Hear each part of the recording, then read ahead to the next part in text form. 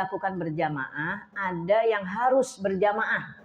Kalau yang harus berjamaah apa sholat sunat tatawwu, Bu? Sholat istisqa.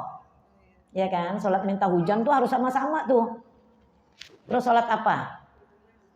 Gerhana. Gerhana matahari, gerhana bulan. Apalagi? Sholat Id, Idul Adha, Idul Fitri nggak bisa tuh sendiri tuh. Allahu Akbar. Gitu. Makanya jangan terlambat. Kadang kalau terlambat, gimana caranya? Orang sudah takbir.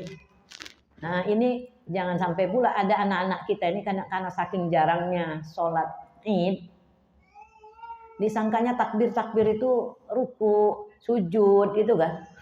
Jadi ketika Allahu Akbar, dia udah ruku, padahal Allahu Akbar. Nah itu takbirnya kan berapa kali? 7 kali. Takbir. Nah sholat mayit itu juga bersama tuh Bu.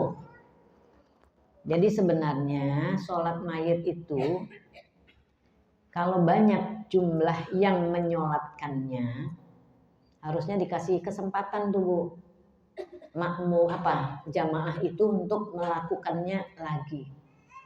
Maksudnya gini, karena ada orang itu udah standby nih jenazahnya, kita buru-buru tuh, rupanya udah selesai, tapi rombongan masih banyak yang mau menyolatkan, ya udah selesai. Boleh sebenarnya sholat menyusul. Pak, boleh nggak saya ingin menyolatkan ini dengan rombongan kami ini? Sholatkan, karena dulu siapa ya? Buya Hamka. Buya Hamka itu sampai berulang-ulang sholatnya tuh. Saking banyaknya yang hadir menyolatkan beliau, dan nggak cukupnya Masjid Al Azhar ya, yang ada di Jakarta tuh nggak bisa nampung. Bukan Istiqlal dia, di Masjid Al Azhar ada di Jakarta. Menteng. Itu dia. Ada, intinya gitu ya, di masjid, salah satu masjid yang ternyata nggak tertampung jamaahnya, sampai akhirnya yang sudah selesai keluar, masuk lagi rombongan berikutnya. Yang ini sudah selesai, masuk lagi. Bahkan ada yang sudah selesai pun kami mau lagi. Kami mau lagi. Ya nggak masalah, namanya berdoain kan gitu. Makanya agak lama tuh disolatkannya itu. Tapi kalau di sini langsung aja dibawa, sayang kan, kesian gitu. Padahal kalau dikasih kesempatan banyak yang menyolatkan kan lebih banyak doa-doa disampaikan. Itu yang wajib berjamaah tuh Bu. Kalau yang boleh berjamaah sholat tahajud. Makanya kalau bisa momen sholat berjamaah dengan keluarga sekali-sekali itu dilakukan. Kalau misalnya bisa di bulan Ramadan sangat bagus. Kalau enggak ya minimal dengan suami. Nah dalam hidup tuh misalnya minimal lah di hari-hari istimewanya ulang tahun. Bang hari ini ulang tahun, sholat berjamaah nanti malam ya, sholat tahajud. Nah gitu. Terus doa sama-sama. Apa yang diinginkan dalam tahun ini, kan gitu kan. Mudah-mudahan bisa terrealisasi. Kemudian yang, atau setiap hari tiap malam. Bukan setiap tahun ya. Kan itu sungguh kenikmatan luar biasa ketika seorang suami bangun, kemudian dia bangunkan istrinya, kan gitu. Bahkan ketika istrinya nggak bisa, katanya dicipratin dengan air. Tapi kalau kita dicipratin dengan air pasti berantem. Bukan diciumnya tangan suami itu kan, makasih gitu kan, pasti berantem. Ya, jadi itu kalau sholat tasbih, sholat duha, sholat taubat itu Bu, sholat taubat, sholat hajat itu termasuk sama dengan sholat tasbih yang ada perselisihan. Makanya kenapa namanya tidak muakkad?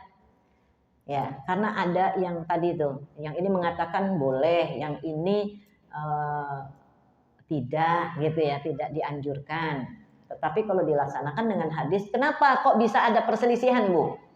Karena hadisnya banyak, tapi hadis itu ada yang dhaif. Dhaif itu hadisnya lemah.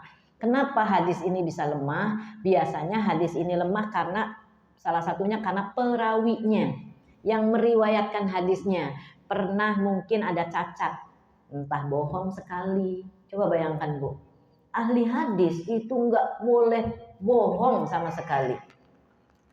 Sekali aja itu cacat. hadisnya. Berarti kalau kita ini jadi perawi hadis udah cacat banget. Udah cacat banget ya, nggak bisa. Makan berdiri, ya kan? Nggak apa-apa, biasa aja orang makan di pesta Tuhan nggak ada tempat duduk.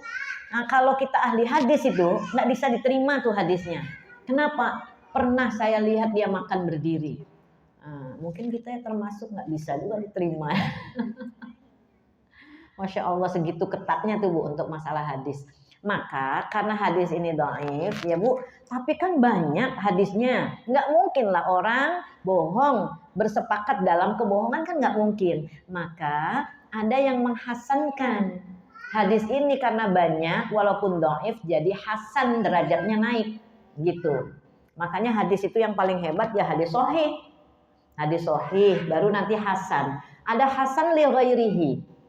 Hasan karena yang lainnya. Tadi itu ditopang dengan banyaknya hadis, jadi akhirnya jadi hasan.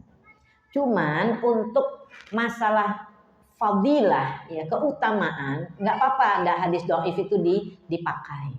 Jadi kita melakukan sholat tasbih ini, walaupun tadi ada hadis yang dhaif, tapi itu nggak apa-apa untuk keutamaan hadis, keutamaan amal itu.